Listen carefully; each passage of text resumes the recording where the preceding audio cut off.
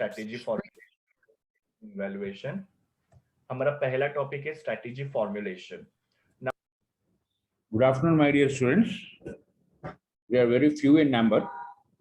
I expect more and more to be coming to the class, but still waiting for you all. So we are going ahead with the syllabus. We are in the third unit of this strategy management, business strategy. And in third unit, we have strategy formulations concept. So there is a wonderful video with the strategy formulation, the wonderful simple English, where you can all follow and have a wonderful. So this recording I've been doing and forwarding it to you, this as a class of mine. And one wonderful thing, you are all present now, and you are all present now. Now about only 3 members were present altogether, and expect that more and more students will be coming to my class next onwards.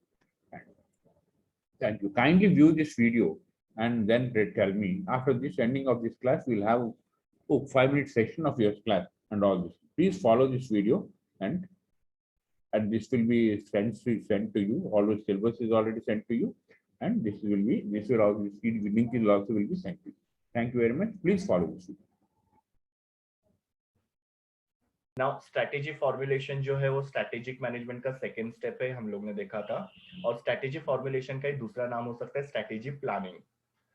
Strategy formulation का मतलब क्या होता है कि हमारे पास जो भी alternative strategies available है, जो भी हमने ऑल्टरनेटिव स्ट्रैटेजीज बनाई थी, उसमें से हम लोग को क्या करना है, हर एक स्ट्रैटेजी को इवैल्यूएट करना है कॉस्ट बेनिफिट के बेसिस पे और बेस्ट स्ट्रैटेजी को सिलेक्ट करना है। ओके, ऐसे स्ट्रैटेजी को हम लोग सिलेक्ट करेंगे जो हमारे ऑर्गेनाइजेशन के विजन और गोल जो उसको हम लोग को अचीव करने में हेल्प करेगा। तो बेस्ट स्ट्रैटेजी को सिलेक्ट करना या सुटेबल स्ट्रैटेजी को सिलेक्ट करना, उसको ही हम लोग बोलते हैं स्ट्रैटेजी फॉर्मुलेशन करना। और इसको ही अगर हम लोग सिंपल वर्ड्स में देखा जाए तो स्ट्रैटेजी फॉर्मुलेशन एक प्रोसेस होता है जहां पे हम हमारे ऑर्गेनाइजेशन की स्ट्रैटेजी को डेवलप करते हैं। और ये स्ट्रैटेजी जो हम लोग को हमारे जो भी गोल्स है, जैसे कि प्रॉफिट अर्निंग हो सकता है या फिर एक्सपेंशन ऑफ बिजनेस हो सकता है, ये सारे जो गोल्स होते हैं वो अचीव करने में हेल्प करता है। सो स्ट्रैटेजी फॉर्मुलेशन मतलब आपको एक ही याद रखना है कि हम लोग क्या करते हैं, हमारे ऑर्गेनाइजेशन के लिए बेस्ट स्ट्रैटेजी सिलेक्ट करते हैं या डेवलप करते हैं। नाउ स्ट्रैटेजी फॉर्मुलेशन में पहला क्वेश्चन है stages involved in strategy formulation. इसका जो आंसर है ये ऑलरेडी हम लोग ने फर्स्ट मॉड्यूल के अंदर पढ़ा हुआ है, तो फर्स्ट मॉड्यूल आप रिफर कर सकते हो ये पर्टिकुलर आंसर के लिए। Recording in progress. इसमें सेकंड क्वेश्चन है इंपॉर्टेंस ऑफ स्ट्रैटेजी फॉर्मुलेशन। मतलब एक अच्छी स्ट्रैटेजी अगर हम लोग प्लान करते हैं, एक स्ट्रैटेजी अगर हम लोग प्रॉपर डेवलप करते हैं तो उसका क्या ऑर्गेनाइजेशन को बेनिफिट हो सकता है। तो पहला है facilitates communication. Okay, strategy formulation के बाद में हम लोग का क्या करना होता है, स्ट्रैटेजी को इंप्लीमेंट करना होता है। और स्ट्रैटेजी को सही तरीके से इंप्लीमेंट करने के लिए कम्युनिकेशन की बहुत जरूरी होती है। कम्युनिकेशन किसके साथ, तो जो भी ये स्ट्रैटेजी के अंदर इन्वॉल्व होने वाले मेंबर्स है या एम्प्लॉइज है, उनको हमको क्या करना है, हमारा स्ट्रैटेजी प्लान जो है वो समझाना है कि हम लोग क्या करने वाले हैं, हमारे क्या विजन है, या ये स्ट्रैटेजी के पीछे हमारे ऑर्गेनाइजेशन का क्या पर्पस है या क्या ऑब्जेक्टिव है जिसको हम लोग अचीव करना चाहते हैं। जब उनको एक क्लियर कम्युनिकेशन हम लोग करेंगे तो वो लोग हम लोग को हेल्प करेंगे स्ट्रैटेजी इंप्लीमेंट करने के लिए। बिकॉज अल्टीमेटली स्ट्रैटेजी इंप्लीमेंट करने वाले कौन होते हैं, जो भी मेंबर्स है, जो भी एम्प्लॉय उसके अंदर इन्वॉल्व है वो। तो उनको प्रॉपर कम्युनिकेशन करने की वजह से उनके मन में स्ट्रैटेजी की एक क्लियर पिक्चर जो होती है वो क्रिएट होती है, और फिर वो स्ट्रैटेजी इंप्लीमेंटेशन में हम लोग को हेल्प करते हैं या सक्सेसफुली वो स्ट्रैटेजी इंप्लीमेंटेशन में जो है वो असिस्ट करते हैं। तो कम्युनिकेशन में हेल्प होता है जब हमारा स्ट्रैटेजी प्लान रेडी रहता है या हम लोग प्रॉपरली स्ट्रैटेजी को डेवलप करते हैं। तो दूसरा है फैसिलिटेट्स फाइनेंशियल मैनेजमेंट। नाउ किसी भी स्ट्रैटेजी को अगर हम लोग को इंप्लीमेंट करना है तो उसके लिए फाइनेंस की जरूरत पड़ती है। ओके, सो स्ट्रैटेजी अगर हमारी रेडी रहेगी, प्रॉपर हमने डेवलप की रहेगी, तो उसकी वजह से हमको पता चलेगा कि कहाँ कहाँ से हम लोग फंड्स रेज कर सकते हैं स्ट्रैटेजी के लिए, और कहाँ कहाँ पे हम लोग को फंड्स को इन्वेस्ट कर सकते हैं, जैसे कि शेयर इशू कर सकते हैं, डिबेंचर, बैंक लोन, ये सब चीजों को हम लोग प्रॉपर प्लान कर सकते हैं। और जो भी फंड्स हम लोग जमा करेंगे वो फंड्स को हम लोग क्या कर सकते हैं, प्रोडक्टिव तरीके से यूटिलाइज कर सकते हैं। मतलब किसी भी तरीके से फंड्स का यहाँ पे वेस्टेज नहीं होगा। ओके, तो इस हिसाब से क्या है कि वो स्ट्रैटेजी को हम लोग जब इंप्लीमेंट करेंगे तो हम लोग को मैक्सिमम रिटर्न वो स्ट्रैटेजी से मिल पाएगा। तो स्ट्रैटेजी फॉर्मुलेशन ने हम लोग को बताया कि कहाँ कहाँ से हम लोग फंड रेज कर सकते हैं और कहाँ कहाँ पे उसको हम लोग इन्वेस्ट कर सकते हैं, ताकि स्ट्रैटेजी से हमको मैक्सिमम प्रॉफिट या मैक्सिमम रिटर्न मिल पाए। अगर हमारा स्ट्रेटेजिक प्लान रेडी नहीं रहेगा तो फिर क्या होगा कि हम लोग रॉन्ग जगह से फाइनेंस को रेस करेंगे, कितना फाइनेंस चाहिए वो हमको पता नहीं चलेगा, हम लोग कम या ज्यादा फाइनेंस रेस करेंगे, उससे क्या हो सकता है हमारा पूरा जो ऑर्गेनाइजेशन का परफॉर्मेंस है वो अफेक्ट हो सकता है। नेक्स्ट है facilitate decision making. Now strategy formulation करने से पहले हम लोग स्ट्रैटेजिक इंटेंट करते हैं, जिसके अंदर हम लोग हमारे ऑर्गेनाइजेशन के विजन डिसाइड करते हैं, देन हम लोग हमारे गोल्स वगैरह डिसाइड करते हैं, उसके बाद में हम लोग बिजनेस एनवायरनमेंट को एनालिसिस करके हम लोग हमारे स्ट्रेंथ, वीकनेस, अपॉर्चुनिटी, थ्रेट ये सबको आइडेंटिफाई करते हैं। और ये सब चीजें करने के बाद में हम लोग हमारी स्ट्रैटेजी फॉर्मुलेट करते हैं, तो हमको पता चलता है कि एक हम लोग को ग्राउंड मिलता है, एक हम लोग को प्रॉपर बेस मिलता है डिसीजन मेकिंग के लिए, और हम लोग प्रॉपर राइट डायरेक्शन में डिसीजन ले पाते हैं। सो कौन से समय पे कौन सा डिसीजन लेना चाहिए, क्या करना चाहिए, क्या नहीं करना चाहिए, ताकि हम लोग सक्सेसफुली वो स्ट्रैटेजी को इंप्लीमेंट करें, वो हम लोग को पता चले। बिकॉज यहाँ पे हमारे विजन क्लियर है, ऑब्जेक्टिव्स पता है, हमने हमारे स्ट्रेंथ, वीकनेस, अपॉर्चुनिटी, थ्रेट सबको आइडेंटिफाई किया, तो अभी हम लोग को डिसीजन मेकिंग एकदम इजी हो जाएगा। So as per your request, now most of you have said that this video is in Hindi, unable to follow, sir. So I'm just having a Telugu version of the same video of strategic formulation. Thank you very much. We can go ahead with this video. In any organization in its initial stage. For strategy formulation, जब रणनीति, strategy रणनीति हम बनाते हैं तो किन किन बातों का हम ध्यान रखते हैं? आप लोगों के दिमाग में ये बहुत आता होगा, आखिर क्या? Number 1, that is vision. Vision क्या होता है? कोई भी बिजनेसमैन जब शुरू करता है अपना बिजनेस तो कोई सपने होते हैं उसके दिमाग में।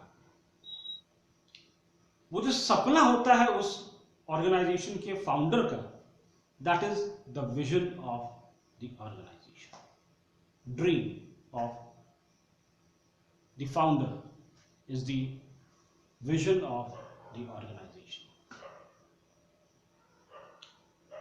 उसके बाद आता है मिशन। कोई भी ऑर्गेनाइजेशन अगर बिजनेस कर रही है तो या तो वो गुड बनाएगी या तो वो सर्विस बनाएगी, right?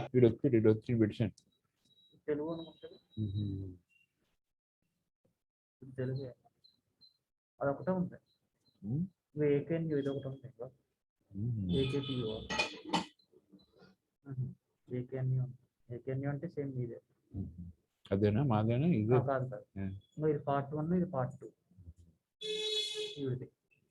Good grammar and spelling are important, but if you want to write essays that inspire, good morning to one and all. ఈ రోజు మోస్ట్ రిక్వెస్టింగ్ వీడియో చేద్దామండి. సో ఏంటంటే అది స్టాటిస్టిక్ మేనేజ్మెంట్. ఈ స్టాటిస్టిక్ మేనేజ్మెంట్ అనేది MBA వాళ్ళకి 4th semester లో ఉంటుంది. స్టాటిస్టిక్ మేనేజ్మెంట్ ఐసీఏ వాళ్ళకి ఇది ఉంటుందన్నమాట. సో చూద్దాము అసలు statistic management. The reason for existence of any organization, maybe in 250 words, maybe in 1000 words. You are not bound by certain limitations कि आपको इतने words में आंसर देना है. You are free to express your views.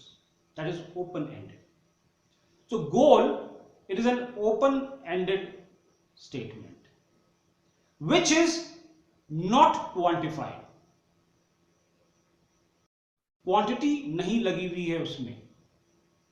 For example, an organisation says increase the profit. Yes, increase the profit. Now when I use this statement, increase the profit, it means it is a goal. Their goal is to increase the profit. Simply. Instead of that, if I use the word increase the profit by 10% as compared to previous year. Now, see the difference. Before I was using a very open-ended kind of statement, increase the profit. We called it as goal. Simple.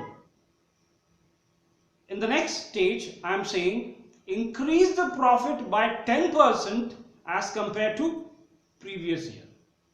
So here what I am doing, I have made certain limitations. What is that limitation?